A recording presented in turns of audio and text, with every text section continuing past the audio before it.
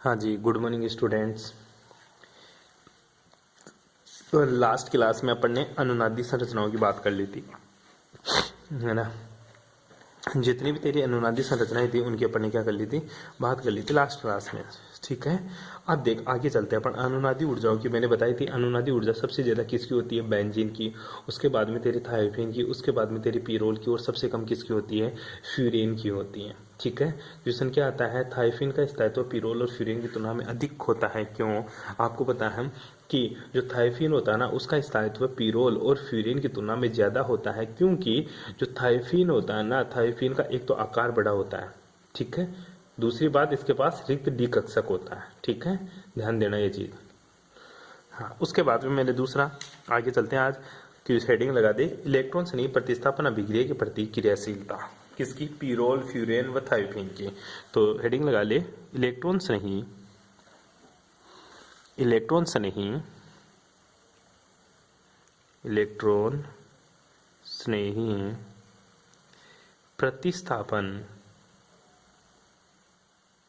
Electron स्नेही प्रतिस्थापन है अभिक्रिया के प्रति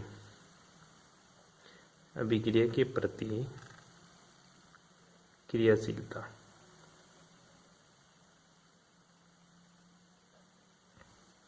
ठीक है बेटा जी, इसकी बात करते हैं। हाँ देख, कौन कितना क्रियाशील होगा। पहली चीज तो ये देख कि गुरुजी कहाँ पे अटैक करेगा इलेक्ट्रॉन से नहीं मेरा। ठीक है, तो लिख ले बेटा इसके बारे में थोड़ा सा कि जो पीरोल, फ्यूरेन व थायोफिन की अनुनादी संरचनाएं बनाई ना तूने, उसमें कहाँ कहाँ पर इलेक्ट्रॉन डेंसिटी बढ़ी, वहीं पे भी वहीं तेरी कौन सी अभिक्रिया होगी, इलेक्ट्रॉन से नहीं प्रतिस्थापन अभिक्रिया होगी। आई बात समझ में? तूने एक अनुनादी ऊर्जा बनाई, अनुनादी ऊर्जाएं मतलब एक अनुनादी तेने क्या बनाई, संरचनाएं बनाई। ठीक है, रेजोनेटिक स्ट्रक्चर बनाई इस टाइप से। ठीक है, यहाँ पे एन नहीं, यहाँ पे तू जेड ले ले। क्यों? क्योंकि मेरा जेड किसके बराबर है गुरुजी, जेड मेरा NH भी है, ऑक्सीजन भी है और सल्फर भी है। ठीक है, तो जेड ले लिया था मैंने। याद कर, इसके पास क्या था, लोन पेयर था। जब ये लोन पेयर यहाँ देता है, देखना कहाँ कहाँ पे नेगेटिव चार्ज आता है, वहीं पे तेरी इलेक्ट्रॉन से नहीं प्रतिस्थापन अभिक्रिया होगी। तो पहला इलेक्ट्रॉन नेगेटिव चार्ज यहाँ आता तेरा। ठीक है, जब तू इसकी रेजोनेटिक स्ट्रक्चर बनाता है तो पता चलता है कि गुरुजी जेड तो यहाँ और यहाँ पे डबल बॉन्ड आ जाता मेरा, और इसके ऊपर कौन सा चार्ज आ गया, पॉजिटिव, और यहाँ पे क्या आ गया, नेगेटिव, और ये आगे का बॉन्ड है। अब दूसरी कंडीशन में ये नेगेटिव यहाँ देगा तो ये बॉन्ड के इलेक्ट्रॉन इस कार्बन के ऊपर ट्रांसफर हो जाएंगे। ठीक है, इस तरह से अब नेगेटिव चार्ज कहाँ देखने को मिला गुरुजी मेरे को, ये जेड, ये तेरा पॉजिटिव, और यहाँ पे क्या है तेरा डबल बॉन्ड, और ये तेरा डबल बॉन्ड और नेगेटिव चार्ज यहाँ। ठीक है बेटा, अब आगे की बात करते हैं। अब नेगेटिव चार्ज कहाँ घूमता है, देख बेटा, नेगेटिव चार्ज यहाँ जाएगा तो इस बॉन्ड के इलेक्ट्रॉन यहाँ पे ट्रांसफर हो जाएगा। ठीक है, तो क्या स्ट्रक्चर बनती है आगे की, ये देखिएगा, इस स्टाइल की रेजोनेटिक स्ट्रक्चर बनती है। पॉजिटिव चार्ज अभी भी इसी के ऊपर है, और यहाँ पे क्या आ गया मेरा नेगेटिव चार्ज, और यहाँ पे क्या था बे तेरा डबल बॉन्ड। ठीक है, अब ये नेगेटिव चार्ज कहाँ देगा, यहाँ पे, तो ये बॉन्ड के इलेक्ट्रॉन इस कार्बन के ऊपर ट्रांसफर हो जाएगा। ठीक है, इस तरह से तेरी रेजोनेटिक स्ट्रक्चर फिर से बनती है। ये इसी हिसाब से ये तेरा जेड, और यहाँ पे क्या आ गया तेरा नेगेटिव चार्ज, और ये तेरा डबल बॉन्ड। ठीक है, और एक डबल बॉन्ड यहाँ, और इसके ऊपर कौन सा चार्ज, पॉजिटिव। ठीक है जी, अब देख आगे, अगर ये बॉन्ड के इलेक्ट्रॉन यहाँ ट्रांसफर हो जाए, ये नेगेटिव चार्ज यहाँ ट्रांसफर हो जाए, तो इस बॉन्ड के जो इलेक्ट्रॉन है वो वापस अपने इसके पास आ जाएंगे। ठीक है, और जो तेरी स्ट्रक्चर बनेगी वापस से शुरू वाली स्ट्रक्चर वापस बन जाएगी। ठीक है, इस स्टाइल से स्ट्रक्चर हो गया। अब देख, इलेक्ट्रॉन से ही प्रतिस्थापन अभिक्रिया की प्रतिक्रियाशीलता मतलब कौन सी पोजीशन, कौन सा कार्बन इलेक्ट्रॉन से ही प्रतिस्थापन अभिक्रिया देगा। ठीक है, देखना बेटा, जहां जहां इलेक्ट्रॉन डेंसिटी, ठीक है, कहा इलेक्ट्रॉन डेंसिटी, इलेक्ट्रॉन घनत्व, ठीक है, जहां ज्यादा होगा, ठीक है, वहीं पे क्या होगी, इलेक्ट्रॉन से ही सब्स्टिट्यूशन रिएक्शन देगी। ठीक है, इलेक्ट्रॉन से नहीं इलेक्ट्रोफिलिक सब्स्टिट्यूशन रिएक्शन होगी।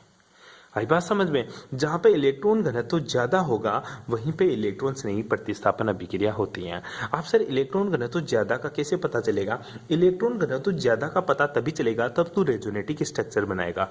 रेजोनेटिक स्ट्रक्चर से मेरे को पता चल रहा है जहां जहां नेगेटिव चार्ज आ रहा है ना, वहां वहां मेरा इलेक्ट्रॉन घनत्व ज्यादा है, और जहां पर पॉजिटिव चार्ज आ रहा है ना, वहां पे मेरा इलेक्ट्रॉन घनत्व कम है। और इलेक्ट्रॉन स्नेही प्रतिस्थापन अभिक्रिया वहां होगी जहां पर इलेक्ट्रॉन डेंसिटी ज्यादा हो, इलेक्ट्रॉन घनत्व ज्यादा हो। और इलेक्ट्रॉन घनत्व ज्यादा वहां है जहां पर नेगेटिव चार्ज आ रहा है। अब देख, नेगेटिव चार्ज कहां का आ रहा है गुरुजी? इस कार्बन पे भी आ रहा है नेगेटिव चार्ज, ठीक है। इस कार्बन पे भी तेरे को नेगेटिव चार्ज देखने को मिला, इस पे भी देखने को मिल गया, इस पे भी देखने को मिल गया, इस पे भी देखने को मिल गया। मतलब गुरुजी ऐसा कोई सा भी स्थान नहीं है जहां पर नेगेटिव चार्ज नहीं आ रहा, ठीक है। आई बात समझ में? और पॉजिटिव चार्ज केवल और केवल जेड के ऊपर था यहाँ पे, तो यहाँ पर तो इलेक्ट्रॉन डेंसिटी कम है, तो इलेक्ट्रोफिलिक सब्स्टिट्यूशन रिएक्शन यहाँ तो होगी ही नहीं। फिर कहाँ होगी? या तो इस कार्बन के ऊपर, या इस कार्बन के ऊपर, या इस कार्बन के ऊपर, या इस कार्बन के ऊपर। पर गुरुजी इसके अकॉर्डिंग ये दोनों कार्बन सेम है, ये दोनों कार्बन भी सेम है। ये जो कार्बन होता है ये अल्फा होता है, और ये कार्बन कौन सा होता है तेरा? बीटा कार्बन होता है। कौन सा होता है? अल्फा और बीटा दोनों कार्बन होते हैं मेरा, ठीक है। तो ध्यान देना, जो इलेक्ट्रॉन स्नेही प्रतिस्थापन अभिक्रिया होगी वो एक तो अल्फा पोजीशन पर, दूसरी कहाँ होगी? बीटा पोजीशन पे।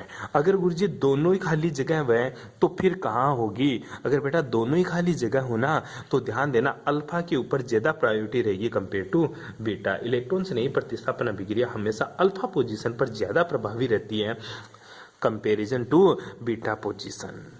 आई बात समझ में? ये आपको याद रखना है, जहां पर इलेक्ट्रॉन डेंसिटी ज्यादा होगी वहीं पे मेरी इलेक्ट्रॉन स्नेही प्रतिस्थापन अभिक्रिया होगी, ठीक है। नेक्स्ट, इन यौगिकों के जो विषम परमाणु फिनोलिक OH और एरोमेटिक एमीन समूह के समान वलय में इलेक्ट्रॉन युग्म देते हैं, इसी कारण इनकी क्रियाशीलता फिनोल और एनिलीन के समान होती है। क्वेश्चन क्या पूछता है कि मेरा जो पिरोल है, दूसरा क्या है? फ्यूरेन, पिरोल, फ्यूरेन, और तीसरा क्या है तेरा? थायोफिन, ठीक है, थायोफिन। इनकी क्रियाशीलता, ठीक है, इनकी क्या क्रियाशीलता किसके समान है? इनकी क्रियाशीलता एक तो फिनोल और दूसरा किसके लिए? एक तो फिनोल के समान और दूसरा किसके समान बेटा? एनिलीन के समान होती है या एमिनो के समान होती है, ठीक है। क्वेश्चन क्या पूछता है? पिरोल, फ्यूरेन, थायोफिन की क्रियाशीलता फिनोल और एमिनो समूह के समान होती है, ठीक है। ऐसा क्यों? ठीक है, ध्यान देना, एमिनो समूह कौन सा? एनिलीन। कौन सा बेटा? एनिलीन, ठीक है। एनिलीन क्या होता है, फिनोल क्या होता है, पहले तेरे को इनकी स्ट्रक्चर पता होनी चाहिए, तब जाकर तू बता सकता है पिरोल, फ्यूरेन और थायोफिन के बारे में, ठीक है। कैसे? ध्यान देना, एक बार के लिए मैं तेरे को बताऊं। सबसे पहले मैं तेरे को फिनोल की स्ट्रक्चर बताता हूँ। फिनोल की जो स्ट्रक्चर होती है वो इस स्टाइल की होती है, ठीक है। बेंजीन होता है, बेंजीन के ऊपर क्या लगा रहता है? OH। इसको क्या बोलता हूँ मैं? फिनोल। एनिलीन किसको बोलता हूँ? एक तो बेंजीन रिंग होती है और बेंजीन रिंग के ऊपर क्या होता है मेरा? NH2। इसको मैं क्या बोलता हूँ? एनिलीन। आई बात समझ में? अब देख, इनकी ये भी क्या दिखाते हैं? इलेक्ट्रॉन स्नेही प्रतिस्थापन अभिक्रिया। कैसे? आओ चर्चा करते हैं। जैसे मान ले मेरे पास ये ऑक्सीजन है, OH है, फिनोल है। क्या है मेरे पास? फिनोल। इस स्टाइल से ये क्या है मेरा? फिनोल है। अब फिनोल में उपस्थित ऑक्सीजन के पास क्या है? लोन पेयर है। अगर ऑक्सीजन के पास लोन पेयर है, ये क्या है मेरा? फिनोल, ठीक है। अब इसकी रिएक्शन किससे करवा रहा हूं मैं? इसकी रिएक्शन करवा रहा हूं गुरुजी मैं इलेक्ट्रॉन स्नेही के साथ। इलेक्ट्रॉन स्नेही है तेरा, क्या है ये तेरा? इलेक्ट्रॉन स्नेही,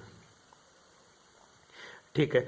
जब इलेक्ट्रॉन स्नेही अटैक करता कहां पर? ठीक है, जब गुरुजी ये इलेक्ट्रॉन स्नेही अटैक करेगा, ठीक है, वो कैसे करेगा? देखना, अगर ये ये बॉन्ड के ये यहां पे चला जाए, अगर ये यहां इलेक्ट्रॉन डेंसिटी यहां मूव होती है, तो ये जो डबल बॉन्ड है, ये डबल बॉन्ड की इलेक्ट्रॉन डेंसिटी कहां मूव होगी?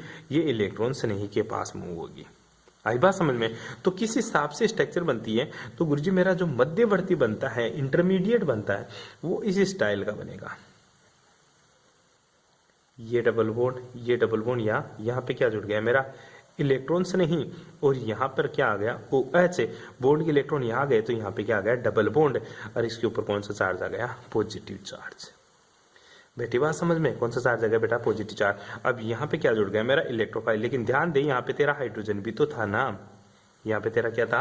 हाइड्रोजन भी था। अब ध्यान देना, अब ये हाइड्रोजन अपने बॉन्ड के इलेक्ट्रॉन कहाँ देगा? इस रिंग में वापस दे देगा, ठीक है। तो इस बॉन्ड के इलेक्ट्रॉन वापस ट्रांसफर हो जाएंगे ऑक्सीजन के पास, ठीक है। तो किस स्टाइल से रिएक्शन ये बेंजीन अपना कॉन्जुगेशन वापस ले ली, ठीक है। क्यों? क्योंकि अगर बेंजीन रिंग अपना कॉन्जुगेशन तोड़ती है, ठीक है, इस हिसाब से इलेक्ट्रॉन से यहाँ जुड़ गया और निकल क्या गया गुरुजी, H+ निकल गया। क्या निकल गया, H+। ध्यान देना, इलेक्ट्रॉन्स ने अटैक किया इसी पोजीशन पे, अल्फा पोजीशन पे ही। ठीक है, इसको अगर मैं सब्स्टिट्यूट मानूं तो ये दोनों पोजीशन अल्फा है, ये मेरी बीटा है, ये कौन सी है, गामा है। ठीक है, ये अल्फा पोजीशन है, ये मेरी बीटा पोजीशन है, और ये कौन सी है, मेरी गामा पोजीशन है इसमें। ठीक है, तो अल्फा पोजीशन पे इलेक्ट्रॉन, ये बॉन्ड के इलेक्ट्रॉन यहाँ ट्रांसफर होते हैं, तो बेंजीन अपना कॉन्जुगेशन तोड़कर इलेक्ट्रॉन सुनई को जोड़ लेती है। लेकिन बेंजीन कॉन्जुगेशन में, या बेंजीन जो एरोमेटिक होती है, ये अपना कॉन्जुगेशन या रेजोनेंस वापस बनाए रखने के लिए क्या करेगी गुरुजी, H+ को डोनेट करवा देगी और अपना कॉन्जुगेशन वापस ले लेगी। इस तरह से तेरा इलेक्ट्रॉन्स नहीं ऐड हो जाता है। बैठी बात समझ में, सिंपल सी बात बताई मैंने तेरे को। ठीक है, इसी तरह पीरोल और फ्यूरेन में क्या होता है गुरुजी, पीरोल और फ्यूरेन में क्या होता है बेटा, ध्यान रखना, ये जेड ग्रुप होता है तेरा।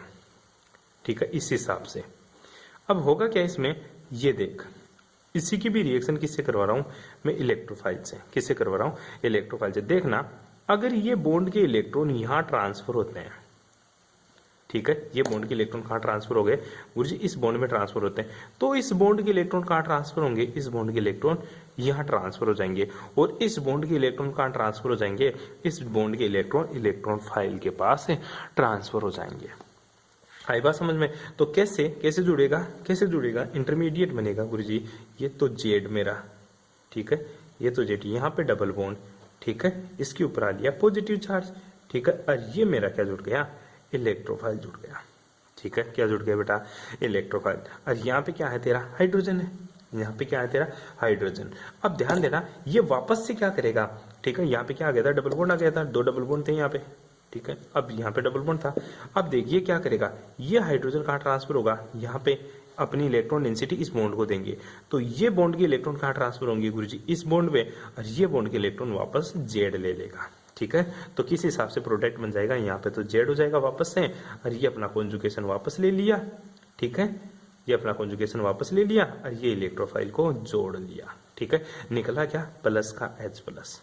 ठीक है, H+ बाहर निकल गया। देख ले, ये रिएक्शन, ये विक्रिया, ये जो विक्रिया, ये विक्रिया और ये विक्रिया दोनों समान है, इसीलिए क्वेश्चन बन जाता है पीरोल, फ्यूरेन और थायोफिन की क्रियाशीलता फिनोल या एमीन के समान होती है। ये 2 स्ट्रक्चर बना के उसको बता देना। इस प्रकार पीरोल, फ्यूरेन और थायोफिन बेंजीन के समान एरोमेटिक होते हैं, किंतु इनकी क्रियाशीलता बेंजीन की तुलना में अधिक होते हैं। इसी कारण ये यौगिक अति एरोमेटिक यौगिक कहलाते हैं।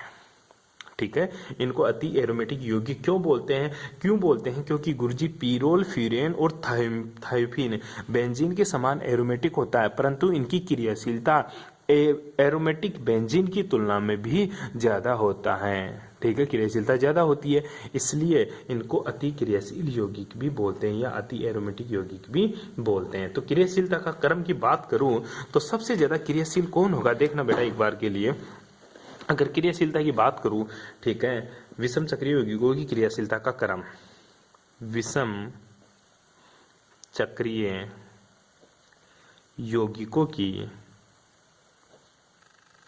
क्रियाशीलता का क्रम, क्रियाशीलता का क्रम, सबसे ज्यादा क्रियाशील वो होगा जिसकी रिएक्टिविटी सबसे कम हो, तो पीरोल की क्रियाशीलता सबसे ज्यादा होगी। ठीक है, उसके बाद में क्रियाशीलता किसकी होगी, फ्यूरेन की। ठीक है, और उसके बाद में क्रियाशीलता किसकी होगी, थायोफिन की।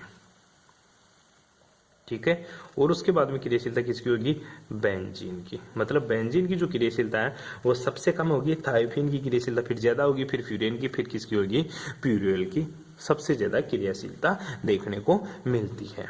ठीक है, अब क्वेश्चन क्या बनता है यहां से देखना कि जो फ्यूरेन होते हैं ना, फ्यूरेन, ठीक है, इसकी क्रियाशीलता पीरोल की तुलना में कम होती है, क्यों। ठीक है, ध्यान देना, जो फ्यूरेन होता है ना, फ्यूरेन की स्ट्रक्चर देखे एक बार, फ्यूरेन के स्ट्रक्चर में गुरुजी यहाँ पे ऑक्सीजन होता है, यहाँ पे डबल बॉन्ड होता है, और जो पीरोल होता है ना, पीरोल की स्ट्रक्चर में यहाँ पे NH होता है तेरा। ठीक है, और यहाँ पे डबल बॉन्ड होता है।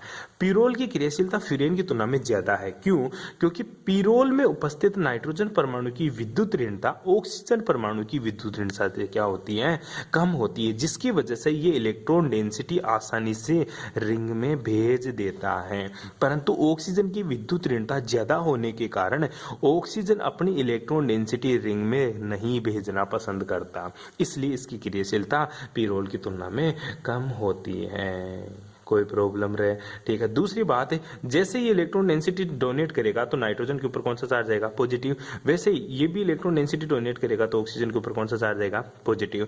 तो ऑक्सीजन पॉजिटिव चार्ज को कम एडजस्ट करता है, नाइट्रोजन पॉजिटिव चार्ज को आसानी से एडजस्ट कर जाता है। ये भी रीजन है कि पिरोल की क्रियाशीलता फ्यूरेन से ज्यादा होती है बेटा।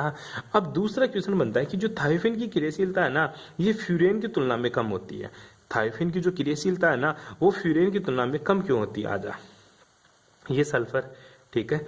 अब सल्फर, ध्यान देना, सल्फर का पहली बात तो सल्फर का जो आकार होता है ना, आकार, ये ऑक्सीजन की तुलना में बड़ा होता है। सल्फर का आकार ऑक्सीजन की तुलना में क्या होता है, बड़ा होता है, इसलिए इसकी क्रियाशीलता क्या हो जाती है, कम हो जाती है। बड़ा आकार होने के कारण जो सल्फर होता है ना, ये प्लस एम इफेक्ट दिखाता है।